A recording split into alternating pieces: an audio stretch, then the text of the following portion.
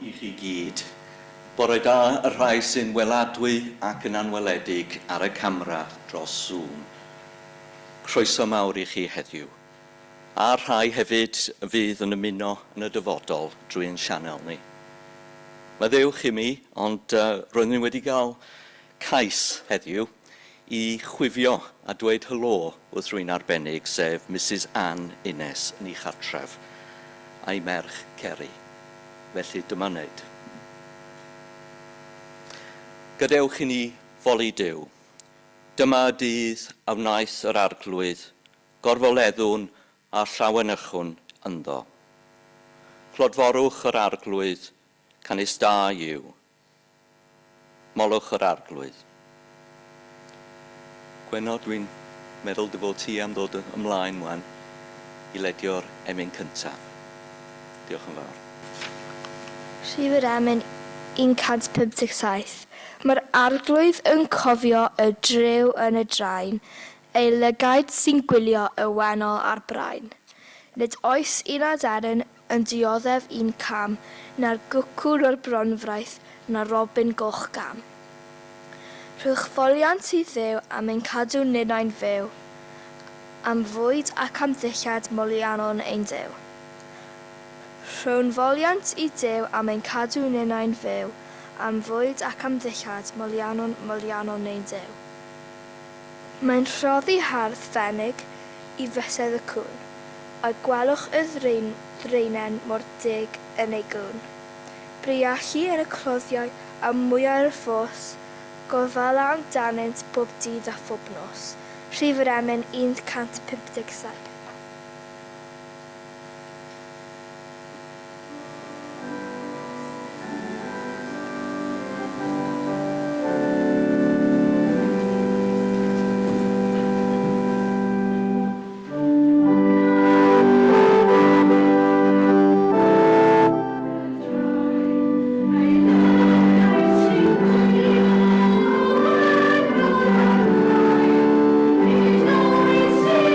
Thank you.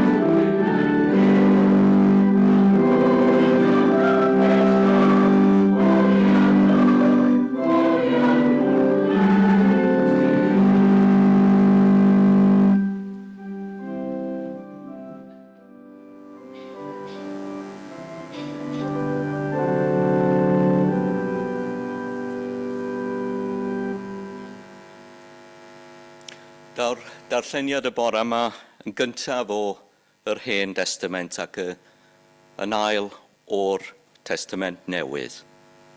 Dyma ddarllen yn gyntaf o lyfr Eseia 55, o'r 6 adnod ymlaen. Ceisiwch yr arglwydd tra gellir ei gael. Galwch arno tra bydd yn agos. Gadewed y drigionus ei ffordd, ar un ofer ei fwriadau, a dychwelyd at yr arglwydd, mwyn iddo drigarhau wrtho. Ac at ein diw ni, oherwydd fe faddau'n helaeth, oherwydd nid fy meddyliau yw eich meddyliau chwi, ac nid eich ffyrdd chwi yw fy ffyrdd medda'r arglwydd.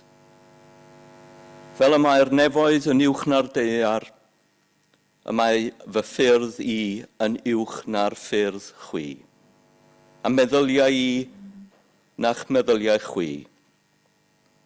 Fel y mae'r glaw a'r eira yn disgyn o'r nefoedd, ac heb ddychwelyd yno nes dyfrhau'r daear, a gwneud iddo darddu a ffrwythloni, a rhoi had i'w hau, a bara i'w fwyta. Felly mae fy ngair sy'n dod o'm gennau, ni ddychwel ataf yn orer, ond fe wna'r hyn a ddymunaf, a llwyddo am neges. Daw'r ail ddarlleniad o'r Efengyl yn ôl Lug, pennod 3, o adnod 1 ymlaen. Yr un adeg, daeth rhywrai a mynegu iddo am y Galileaid, y cymysgodd peilot ei gwaed a'i hebyrth. Atebodd ef hwy, ydych chi'n tybio fod y rhain yn waeth pechaduriaid na'r holl Galileaid eraill, am iddynt ddioddaf hyn? Nac oeddent, meddaf wrthych. Eto, os nad edifarhewch, fe derfydd amdanoch oll yn yr un modd. Neu'r deunaw hynny y syrthiodd y tŵr arnynt yn Siloam a'i lladd. Ydych chwi yn tybio bod y rhain yn waeth troseddwyr na holl drigolion eraill Jerusalem? Nac oeddent. Eto, os nad edifarhewch, fe derfydd amdanoch oll yn yr un modd.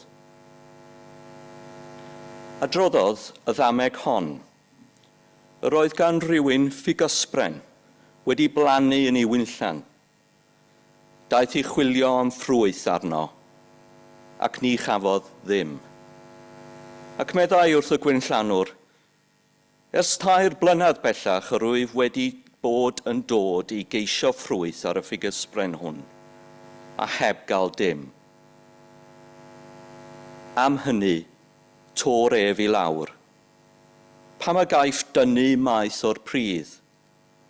Ond atebodd ef, Meistr, gad iddo eleni eto, i mi balu o'i gwmpas a'i wrteithio, ac os daw a ffrwyth y flwyddyn nesaf, popeth yn iawn. Ond i de, cei i dorri i lawr. Boed bendith ar y darllen ac ar y gwrando o air sanctaidd. Wrth i Diana ddod i fyny i roed y cyhoeddiadau, mi oedd gen i props yn y blaen y fan hyn ar gyfer y plant. Dwi'n chydig bach yn betrisgar, ond dwi'n mynd i gweld nhw rhagor. Ond mi oedd yna bethau oedd yn edrych chydig bach fel anibendod, ac ella dyna'r rheswm pan maen nhw wedi mynd. Diolch yn fawr. Llygru chydig bach ar y byd yma. A dyma ddŵr o'r Crwys, ond dŵr golchi llestri di hwn. Felly mae chydig bach o ein bendor, a nes i ddod o hyd i rhywbeth tu allan i'r Crwys, sef sbwriel a chafi. Rwy'n wedi cael pryd o fwyd neisiwr, fi'n siŵr. Felly dyma beth sydd wedi digwydd i'n byd ni. Da ni wedi llwyddo i wneud smonach o bethau do.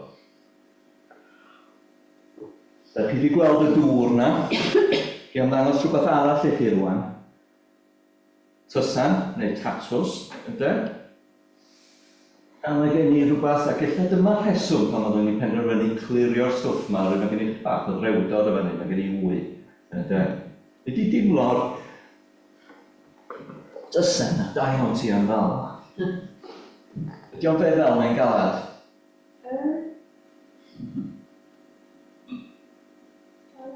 Ie, mae'n galed, da iawn. Dyna mae'n gwestiwn tric, ond dyna ni. A be fysa digwydd sy'n ni yn reid hwn yn fan hyn wan? Fysa mo'n meddalu yn barod i wyta?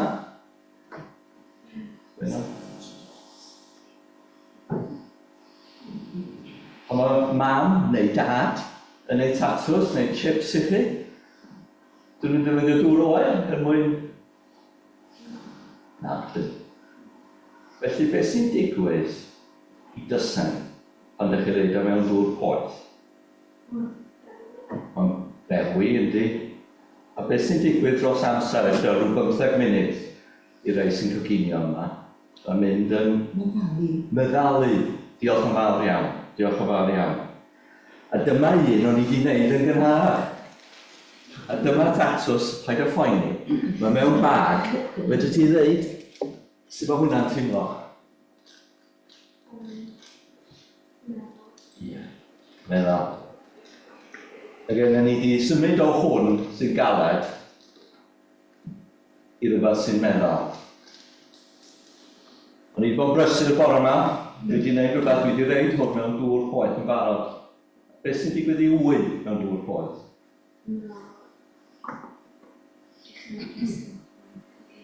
Yndi, fedrwch chi weld er mwyn profi dwi wedi gwneud o'n iawn. Mae hwnna, o sefyllfa lle hwnna hylif, yn galed rwan, dydy. Ti wedi clywed am am y gair neu'r frawddeg yn Saesneg y dywediad in hot water? Naddo? Felly un o'r oedolion y mamis a dadis, beth ydych chi feddwl na werth yn golygu? Traffarth.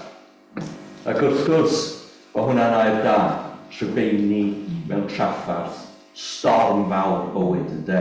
Mae pethau yn mynd in hot water i ni.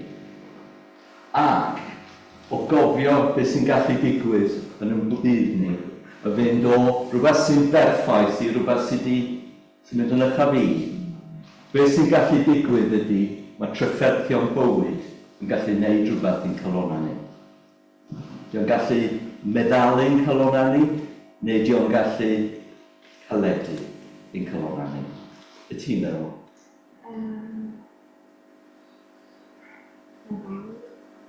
Mae hwnna'n air derbyniol hefyd, meddalu'r galon hefyd. Ond, beth arall sy'n gallu digwydd feddwl? Yn cledu'r galon. Cledu'r galon. Mae dau beth yn gallu digwydd, dau am gweno a dau am berol. Mae ddau beth yn gallu digwydd.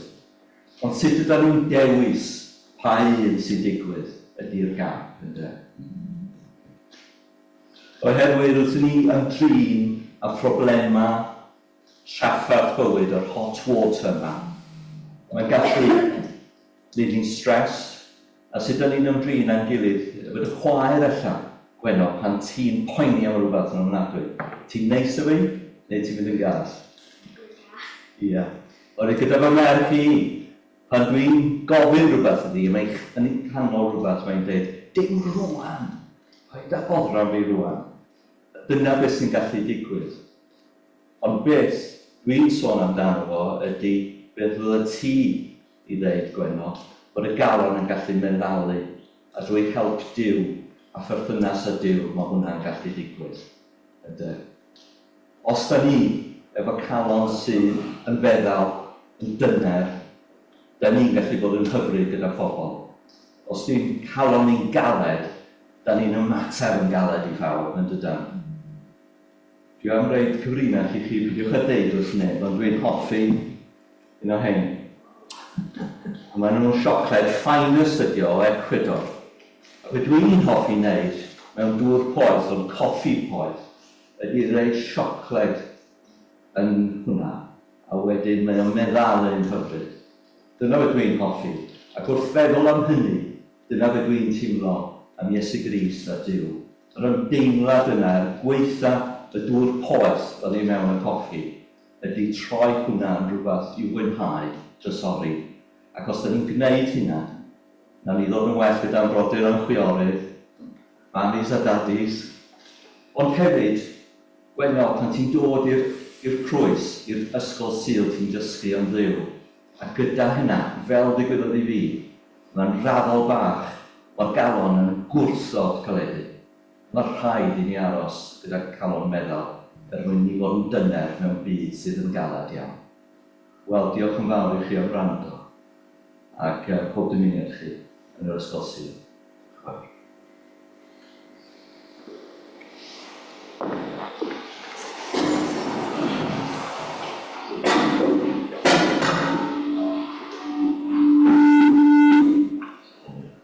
Fe barhan ein addoliad y bore yma drwy ganu yr oel enni rhif 179. Dewch hen ac ieuanc, dewch at Iesu, mae'n llawn bryd. Rhy rhyfedd ymynedd Duw, ddisgwiliodd wrthom cyd. Aeth yn brynhawn, mae yn hwyrhau, mae drws trigaredd heb ei gau, ac yn y blaen, rhif yr emyn 179.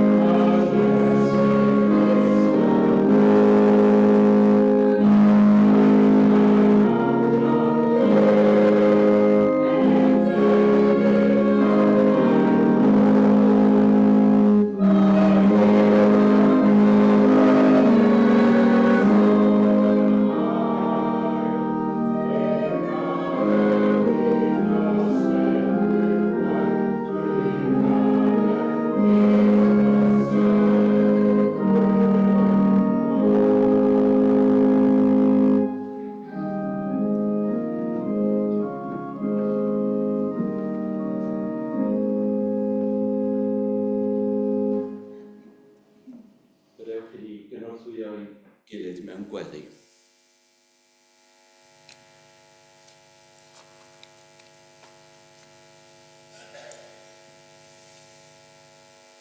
O Dduw, tragwyddol, rhoi ni glust i wrando yn y munudau gwerthfawr hyn. Rhoi ni glust i wrando ar y sibrwd geiriau sy'n dwy'n goleuni. Y geiriau sy'n galw'n dyner ac eto'n ddwys, tro fy mhlentyn, tro ata fi tra bo'r dydd. Rhoi ni glust i wrando nid ar glychau a helbil y byd, ond ar dy lais sy'n distewi sŵn. Rhoi ni gysgod rhag gweuw y gwynt, a thysgwydd i gynnal fy maich. Bydd wrth ein hymyl drwy helbil ein hynt. Rwyt yn ein galw at edifeirwch heddiw, gan dy fod yn gwybod mai plant coll ydym ni sy'n deheu am adref. Wrth i ni edrych ar effaith gwallus a di-hyd ein dwylo ar dy fyd. Y byd y gofynnais i ni drin a chadw. Trodd rych tuag atom ni. Drych i'n hwynebu ni ein hunan. Fel Iesu, rwy ti'n gofyn am wedd newidiad, ein meddyliau a'n calonau. Rwy ni o Dduw y dewrder i edrych nid tuag allan i fau'r byd, ond am i mewn, lle mae'r maes, y cae yn un ffrwythlon, lle gellu di dyfu gobaith newydd. Rwy ni galonau sydd yn gwybod beth yw gwir edifeirwch. Nid edifeirwch o gwilydd yn unig, ond edifeirwch sy'n newid cwrs, sy'n symud ni o gecru i gariad, o ofn i ffydd, o eddilwch i nerth yn dysbryd dy fab. Bydd gyda'r rhai sy'n ei chael ein anodd troi, y rhai sydd wedi drysu, y rhai wedi gwahanu a'i gwanhau gan boen. Y rhai sy'n llusgo'i hunan drwy dyddiau hyn, heb feddwl fod newid yn bosibl. Bydd gyda'r rhai sy'n galaru, sy'n ymbalfalu mewn anobaith. Bydd gyda'r pryderus, y blinedig, y diobaith. Arglwydd tosturiol, tyred yn agos at y rhai sy'n galaru heddiw, i'r rhai sy'n teimlo'n wag, wedi colli, wedi drysu. Fel y gwynllannydd, a ddewisodd aros am ffrwyth o'r ffigysbren, yn palu, gwrteithio, caru. Gwna di thai yr un peth gyda'n calon ni. O Dduw, gofalan dyner a disgwyl am ein ffrwyth gyda gras. Diolchwn am yr ysbryd newydd sydd yn ein plith yma yn y Crwys. Tywaller dy ysbryd arnom, arwain ni, plyg ni, trin ni. Rhoi ni galonau sy'n barod i droi, a llygad i weld y gŵr yng nghanol y dorf. Y mab a ddaeth i'n ceisio, nid i'n condemnio, ond i'n hachub. Dy roi ni drwy dy ras, feddwl newydd, calon newydd, bywyd newydd. Yn fan dawr, foment anodd honno, y cyfle olaf, yr alwad olaf, boed i ni beidio y ffasio heibio, ond ymateb, fel plant sy'n rhedeg i freichia'r tad, boed i'n bywyda ddwy'n ffrwyth, nid mwyn ein clod, ond mwyn dy deyrnas.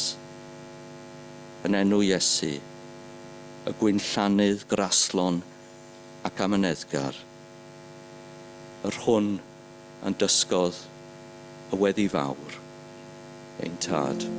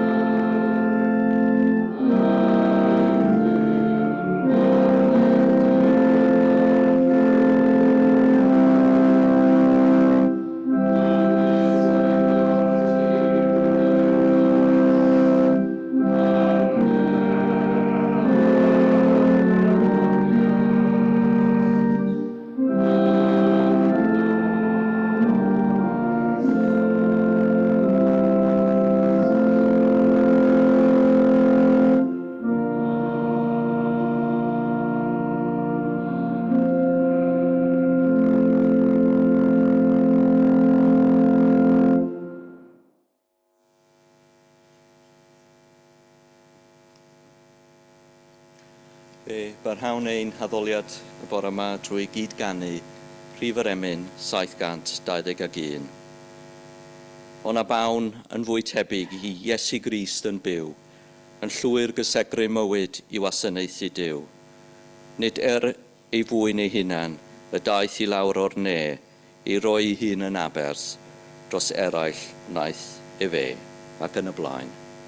Rhif yr Emyn 721.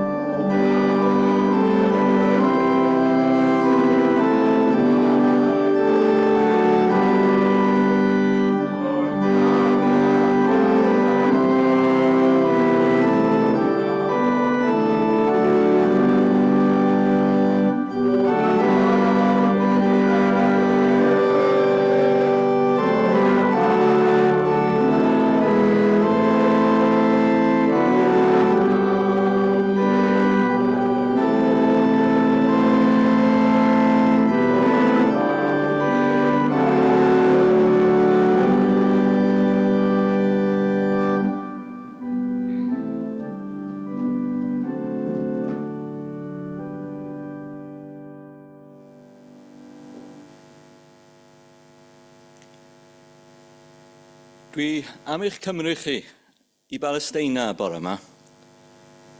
Cyfnod yn hanes Iesu. Ac yn benodol dwi am eich cymryd i chi i Jwdea ar fore braf. Yr haul yn codi dros y bryniau, defaid yn brefu yn y pellter, a gwyn llanwr yn palu a thrin y tir. Synau natur a sŵn o wlad. Yn sydyn, daw sŵn cythrwfwl y dorf yn amlwg, clepran swnllyd, nerfus. Mae pobl yn siarad am ddau ddigwyddiad erchyll. Yn gyntaf, y Galileaid, a lofruddwyd gan raglaw yr ymerodraeth Rufeinig, gan un oedd yn enwog drwy Jwdea gyfan am ei greulondeb. Pwy oedd hwnnw neb llai na Peilat. A digwyddodd y gyflafan honno yn greulon iawn tra oedd y Galileaid yma mewn defosiwn yn offrymu yn y deml. Roedd eraill y bore hwnnw yn sôn am dŵr yn Siloam a gwympodd gan ladd 19 o bobl. Roedd y dorf yma fel gwerthwyr papura gynt oedd yn ei arfer gweld yn strydoedd yng Nghaerdydd ac yn Llundain, a do'n nhw'n gweiddi'r penawda mwyn gwerthu papurau fel petai. Ac fel mewn pob tragedi, y cwestiynau naturiol sy'n dod yw pam. A ydynt yn heiddi hyn. Oedd Duw yn ei cosbi. Wrth edrych ar y dorf, mae Iesu yn sylwi. Ac yn gwrando ar y cythrwfl yma. Ac mae rhywun, petai nhw yn llygad dyst, yn gofyn y cwestiwn beth mae o yn mynd i ddeud neu wneud. Daw ymateb gyda cwestiwn. Cwestiwn treiddgar ac annisgwyl. Mae'n annisgwyl i'r bobl y bryd hynny ac efallai yr un fath yn annisgwyl petai ni yn gwrando heddiw. Cyn i mi ddweud unrhyw beth arall am y cwestiynau yma, a cyn i mi ymdrin â nhw, dwi am droi tudalen yn ôl i ddiwedd y 12fed bennod yn yr Efengil y Lug. Mae o'n mynd i helpu ni i ddeall chydig bach o ymateb Iesu, a pam y mae yn ymateb fel y gymau. Mae'n help wrth gwrs i roi cyd-destun i'r ymateb yma. A dyma beth mae yr adnodna ola o'r bennod 12 yn ei ddweud wrthon ni. Dwi wedi dod i gyna tân ar y ddaear, a byddai'n hoffi petai'r gwaith eisoes wedi wneud. Ond mae gen i brofiad dychrynllyd i fynd drwyddo, a dwi'n teimlo pwysau dychrynllyd nes bydd y cwbl drosodd. Yna, mae Iesu yn ymdrin â thorf arall. Dyma Iesu yn troi at y dyrfa a dweud, os gwelwch chi gwmwl yn codi yn y gorllewin, mae'n mynd i lawio, meddai chwi ar unwaith. Ac mae hi yn glawio. Neu pan fydd y gwynt y de yn chwythu, dych chi'n dweud, mae'n mynd i fod yn boeth. A dych chi'n iawn. Am ragrythwyr. Dych chi'n gwybod sut i ddehongli arwyddion y tywydd, pam allwch chi ddim dehongli beth sy'n digwydd nawr. Pam allwch chi ddim penderfynu beth sy'n iawn, os ydy rhywun yn mynd â ti i'r llys, gwnaed o ora i gymodi cyn cyrraedd yno. Ydy'n well gen ti adael dy hun gael ei lusgo o flaen y barnwr, a'r barnwr yn gorchymyn i swyddog dy daflu di yn y carchar, wir i ti, chei di ddim dy ryddhau nes bydd ti wedi talu pob ceiniog. A mae'r neges yna'n fa atgoffa fi o fy nghyfnod fel bargyfreithiwr, yr annog weithiau pan oedd yr pidiwch am ydi draffaeth i fynd o flaen y barnwr, dych chi achos chi ddim digon cryf. Cymodi cyn cyrraedd yna. Ond wrth adrodd yr adnodau hyn, rydyn ni'n teimlo'n y rhwystredigaeth mae Iesu yn ei deimlo gyda'r bobl. Mae o'n yn ei sylwi bod y bobl yn siŵr iawn o ran ei barn ar faterion y byd. Maent fel ei bod wedi penderfynu a barnu y byd fel maent yn ei weld. Maent yn ymddangos fel nad ydynt wir yn deall ystyr yr amserau. Maddewch i mi, ond oedi hynny yn swnio'n gyfarwydd yn ein hoes ni. Beth yw'r hyn nad ydyn nhw yn ei ddeall yn iawn? Yr hyn dyn nhw ddim cweit yn ei ddeall ydy. Maen nhw'n ddall i'r tân roedd Iesu'n sôn amdano fo. Y tân ysbrydol sydd wedi gynna ar y ddaear. Yn ddall i'r chwildro ysbrydol y gwaredwr sydd o'i flaen ei trwyna yn Crist Iesu. Felly, pan ddown ni at y dorf arall, dorf y bora yna yn Jwdea, y dorf newydd yma, yr oedden nhw wedi cael eu cyffroi gan y digwyddiadau gweidlyd. Dau gwestiwn sydd yn dod o enau'r Iesu, a dau ateb yn dilyn. Oherwydd mae o yn gwybod beth sydd yn mynd trwy meddyliau yn gyntaf. Y gyflafan yn y deml. Ydych chi'n tybio fod y rhain yn waeth pechaduriaid na'r holl Galileaid eraill, a fyddent ddioddaf hyn? Nac oeddent, meddaf wrthych. Eto, os nad edifarhewch, fe derfydd amdano'ch oll yn yr un modd. Neu'r deunaw hynny ysythiodd y tŵr arnynt yn Siloam a'i lladd. Ydych chi'n tybio fod y rhain yn waeth troseddwyr na holl trigolion eraill Jerusalem? Nac oeddent, meddaf wrthych. Eto, os nad edifeirwch, edifarhewch, fe derfydd amdano'ch oll yn yr un modd.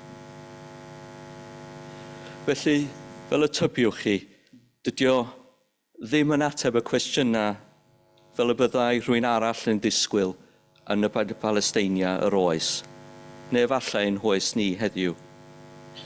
Dydy o ddim yn mynd i fanylion am yr hyn y ddigwyddodd, nac yn condemnio Peilat, nac hyd yn oed yn mynegu cydymdeimlad ar teuluoedd. Yn hytrach, mae'n mynd yn syth at y galon o'r hyn roedd ei gynulleidfa wirioneddol yn ei feddwl. A oedd y bobl hyn, y dioddefwyr, yn heiddi hyn.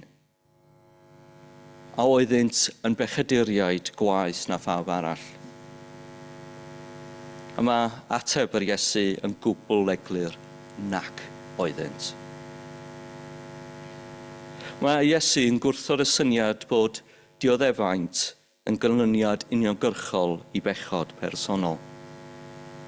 Mae hyn yn gwrthdeud credoa crefyddol cyffredin i ddydd, a hyd yn oed rhai credoa heddiw. Fel y dywod yr ysgolhaig a'r athro Charles H. Talbot, nid yw dioddef yn arwydd o bechadurusrwydd, na diffyg dioddefaint yn arwydd o gyfiawnder. Mae'n bwysig deall hynny. Yn drist iawn, rydyn ni'n byw mewn byd syrthiedig ac yn perthyn i hil syrthiedig, lle mae pethau drwg yn digwydd i bawb. Ceir yn yr efengyl yn ôl Matthew, pennod 5, adnod 45, y geiriau hyn.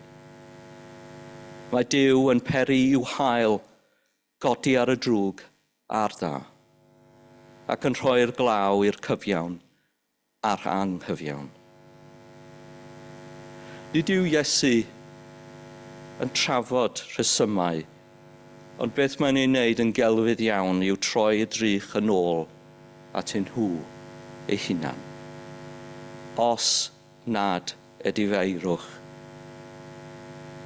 fe derfydd amdano'ch oll yn yr un modd. Mewn geiriau eraill, beth mae'n ei ddeud ydy, ond byddwch chitha hefyd yn cael eich dinistrio os na fyddwch chi yn edifarhau. Heddiw, dwi am ofyn i chi droi y drych ar eich chi eich hunan gan gynnwys fi, ac edrych arno ni yn hunan. Mae'n rhywbeth sydd yn andros o anghyffyrddus. Ac ein gwaith caled ni, fel pobl ac fel dilynwyr Crist, yw cydnabod ein methiannau, a charu ein gilydd gan gynnwys y pobl sydd yn atgas i ni. Dyna neges radical Iesu. Yn rhy aml, da ni'n trin ei hunan, yn ni yn hunan, fel peth atgas hefyd. Mae rhaid i ni ddysgu i ni yn unigol i garu ein hunan. Fel petai, da ni'n ceisio cymodi gyda gelyn sydd oddi mewn. Ac os na nawn ni gymodi nawr, pan ddaw'r dyddiau tywyll neu caledu economaidd, dau beth sy'n digwydd. Mae'r galon yn caledu, a hefyd y llaw yn troi'n ddwrn ac yn caledu. Agweddau'n caledu, ond nid ydy hyn yn swnio'n gyfarwydd i'n hoes ni. Edifeirwch yw'r gair, neu thema bwysig, a do fi nôl ato cyn cloi. Ond wrth i Iesu ymdrin â tragediau, fi aeth ymlaen fel fina i gynnig yr ail ben i neges i y bore yma, a chyflwyno dameg i chi, sydd i'w ganfod mond yn yr efengyl yn ôl lyg. Mae'r Iesu yn adrodd y ddameg fel ac y ganlyn. Yr oedd gan rhywun ffigosbren wedi blannu yn ei wynllan. Daeth i chwilio am ffrwyth arno, ac ni chafodd ddim. Ac meddai wrth y gwynllanwr, ers 3 blynedd bellach, yr oedd wedi bod yn dod i geisio ffrwyth ar y ffigosbren hon, a heb gael dim. Am hynny, tor ef i lawr. Pam y caiff dynnu maith o'r pridd? Ond atebodd ef, meistr, gad iddo eleni eto, mwyn i mi balu o'i gwmpas a'i wrtheithio. Ac os daw a ffrwyth y flwyddyn nesaf, popeth yn iawn, ond ei de, cei dorri i lawr bryd hynny. Coeden, digon cyffredin ym Mhalesteina, yng nghyfnod Iesu oedd y ffigosbren, ac eto heddiw. Coeden a dyfai mewn unrhyw fath o amgylchfyd, boed ar ddanedd y graig neu mewn pridd ffrwythlon yn y wynllan.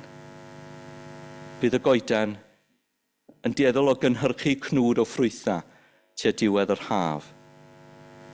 Ac yn ôl bob sôn, fel y gwir nifer ohonoch chi sydd yn arddwyr yn plith, bydd y goeden yn cymryd tua 3 blynedd fel arfer i aeddfedu yn bren gwerthfawr a chynhyrchiol. Yn ameg y ffigosbran diffrwydd oedd, da ni'n gweld siom a gafodd y perchenog ar y tir. Mae'n sylwi nad oedd y ffigosbren wedi ffrwytho ers 3 blynedd bellach. A'i ateb ef i'r broblem oedd i thorri hi lawr a'i difa. Ond mae graslonrwydd y gwynllannydd oedd yn adnabod ei goed yn dda. Yn ei ateb, drwy roi blwyddyn arall i'r goeden ac mynd ati'n bersonol i balu a gwrteithio o'i chwmpas mwyn rhoi cyfle arall iddi. Y cwestiwn oedd yn codi'r perchenog, pam ei chadw a hitha ddim yn gwneud ei rhan, iddi gael ei fflannu mewn tir ffrwythlon, mewn gwynllan o bob man. Myna Iesu gydol ei weinidogaeth, fel y gwelwch chi dros 2 blynedd, y byddai pobl yn cael ei barnu yn ôl y cyfle a roddwyd iddyn nhw. Cawsant gyfle i fynd i swper mawr, ond hel esgusodion wnaeth pob un ohonyn nhw. Mae'r gwynllannydd yn raslon ac yn rhoi cyfle arall i'r ffugysbren. A dyna hanes Duw yn ei berthynas â ni a'i ras. Fe gofiwch chi fe roddwyd cyfle arall i Seimon Pedr ar ôl cyflafan Calfaria.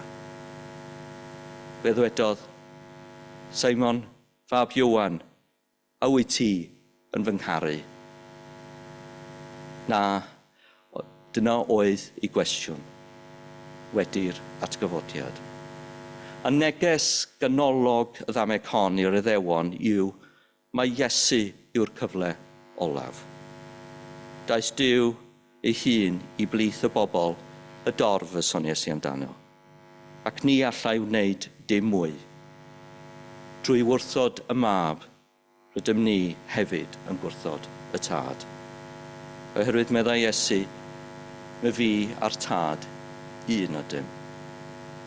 Galwad sydd yma, ymateb ar frys, i her Duw, ac i ni ddwyn ffrwyth yn ei wynllan.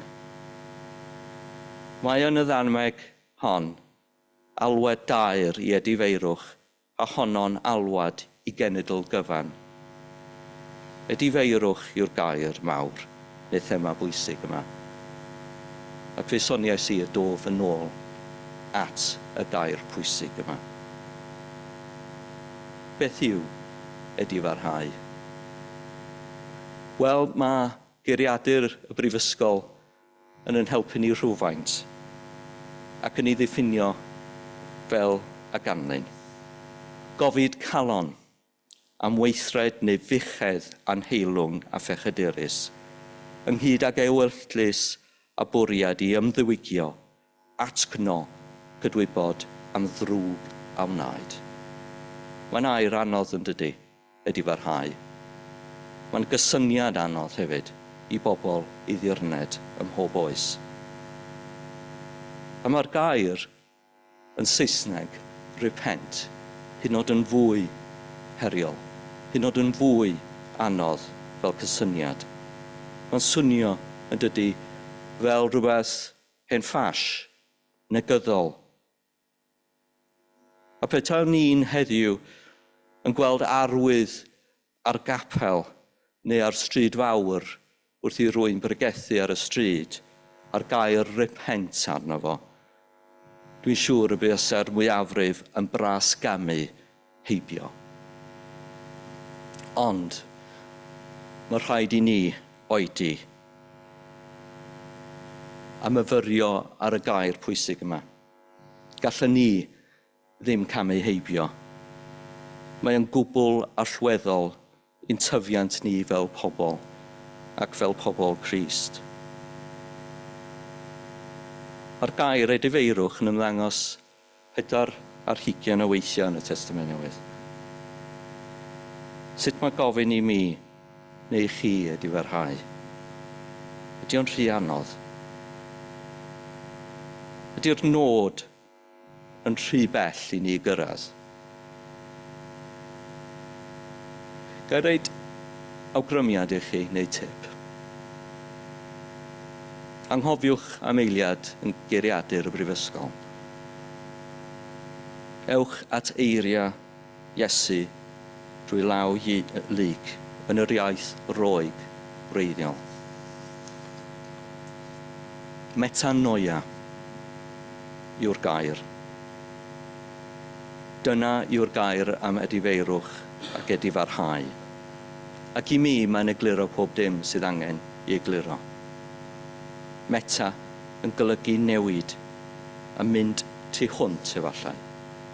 Y noia sy'n golygu meddwl, syniad neu yn dealltwriaeth.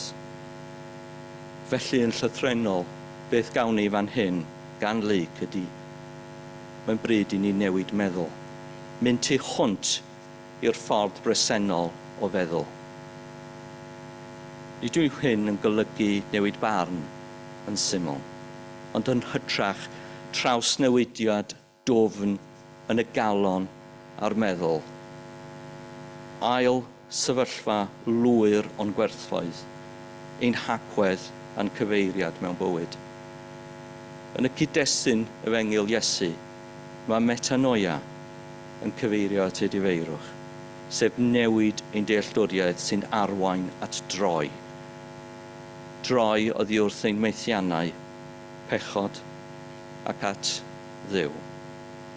Dyna beth sydd angen i'r dorf y daeth yr Iesu ar ei thraws y bore hwnnw ym Mhalesteina yn efengil Lig.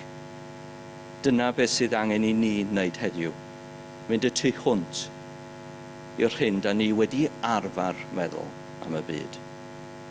Neu beth mae'r cyfryngau a'r gwleidyddion am i ni feddwl. Peidio ildio i'r anobaith, peidio ildio i gythrwfl y dorf, y digwyddiadau enbyd yn ein byd. Ond o wybod ystyr wreiddiol y gair yn efengil Lig, metanoia, yn sydyn dwi wedi ddod i ddeall y difeirwch a beth mae'r Iesu am i ni wneud. Mae rhaid i ni withdroi ein meddyliau, treu'n golwg i'r gŵr a orchfygodd angau, y gwynllanwr am y neddgar, sydd am i ni ddwyn ffrwyth, am i ni lwyddo.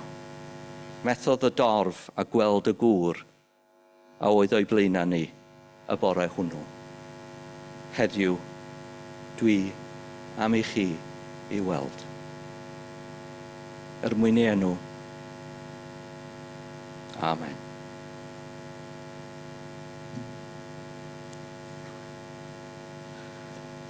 Fe glown ein haddoliad heddiw drwy ganu rhif yr emyn 748. Ymlaen af dros wastad a serth, ar lwybrau ewyllus fy nhad, a llusern ei air, rydd i'm nerth, i ddiffodd pob bygwth a brad. Daw yntau hun ar y daith, i'm cynnal o'i ras, di ben draw, a hyd nes cyflawni fy ngwaith, fe gydiaf drwy ffydd yn ei law, ac yn y blaen, rhif yr emyn 748.